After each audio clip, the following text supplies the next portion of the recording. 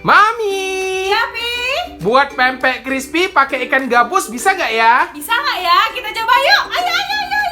Nah, biasanya pempek crispy itu kan dibuat dari kulit tenggiri dan juga daging merah tenggiri. Nah, kali ini kita hanya menggunakan daging ikan gabus. Bisakah jadi? Yuk kita cek. Ini dagingnya, kita campur aja semua bahan. Di sini ada bawang, di sini ada air, di sini ada telur, di sini ada garam, lada, gula, dan juga santan. Kita aduk dia hingga menjadi kental.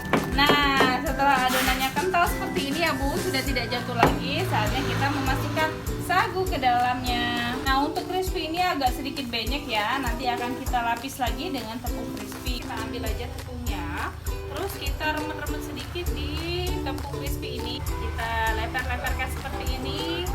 Kita tipiskan, kita cubit-cubitkan, lalu kita goreng. Nah, untuk pempek crispy ini digorengnya jangan terlalu garing ya, setengah matang aja. Kita angkat dulu, nanti kita goreng 2 kali. Oke, sekarang kita coba untuk mengguntingnya. Lalu kita goreng lagi di minyak yang panas. Dia sudah garing merata seperti ini, warnanya juga sudah kecoklatan. Waktunya untuk kita angkat ya. Papi! Iya, Mi. Nih, bisa kan buat pempek crispy-nya? Yuk, kita bahas pempek apa lagi nih? Komen ya, jangan lupa like, share. Terima kasih.